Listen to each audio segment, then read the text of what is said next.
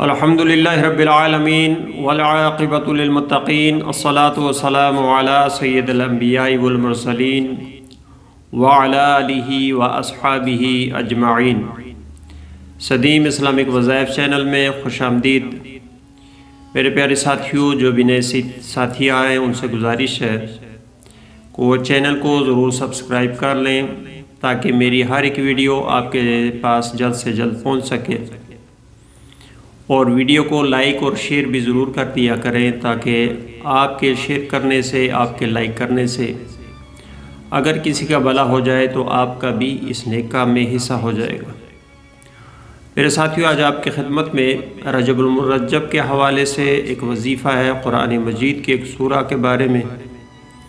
آپ اس وظیفہ کو کریں، انشاءاللہ تعالیٰ بہت ساری مشکلات، خاص طور پر رجب کے مہینے میں اس کی بہت ساری برکات ہیں، بہت سارے فیوز ہیں، انشاءاللہ اللہ تعالیٰ آپ کو ان سے مستفید کرے۔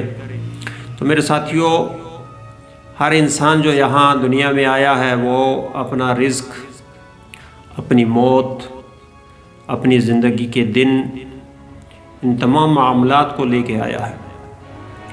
البتہ ہر انسان کی اس دنیا میں زندگی کے دوران ہی اسے بہت ساری پریشانیوں سے، بہت سارے مصائب سے سامنا کرنا پڑتا ہے۔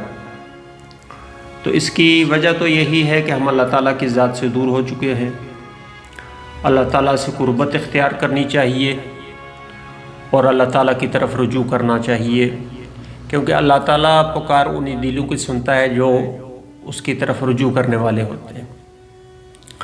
میرے ساتھیوں، سب سے پہلی بات یہ ہے کہ اللہ تعالیٰ کی ذات کو راضی کرنے کے لیے اس کے احکامات پر عمل پیرا ہونا پڑے گا، اور رسول اللہ صلی اللہ علیہ وآلہ وسلم کے احکامات پر تن من دن لگا کر ہم اگر کوشش کریں گے، ہمت کریں گے تو انشاءاللہ تعالیٰ اللہ تعالیٰ ہماری دنیا بھی خیر والی کرے گا اور آخرت بھی اللہ تعالیٰ ہماری سہانی کر دے گا۔ میرے ساتھیوں، ہر شخص یہ چاہتا ہے کہ وہ کامیاب ہو۔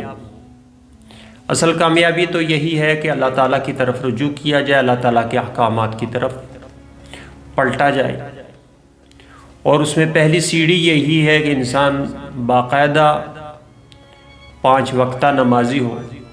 ہماری سب سے بڑی کمزوری جو کہ ہمیں شیطان کے نرغے میں لے کے جانے والی ہوتی ہے وہ یہ ہے کہ ہم نماز نہیں پڑھتے، اور اکثر لوگ الا ماشاء اللہ اگر کوئی ہوں تو پابند، بقیہ زیادہ تر لوگ نماز سے غافل رہتے ہیں۔ تو میرے ساتھیوں، میرے دوستو، نماز سے غافل ہونا اللہ تعالیٰ کی ذات سے غافل ہونا ہے۔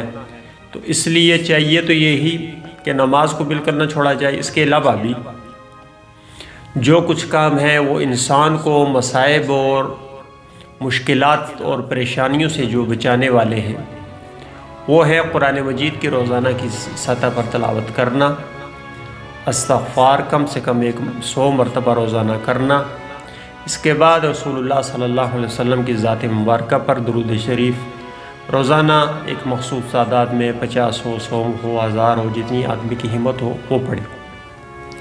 تو یہ تو تمہیدی باتیں تھیں۔ اس کے علاوہ میرے ساتھیوں، آج رجب کے اس مہینے میں، مبارک مہینے میں، اور بہت پیارا مہینہ اسے شہر اللہ بھی کہا جاتا ہے، اللہ کا مہینہ بھی کہا جاتا ہے۔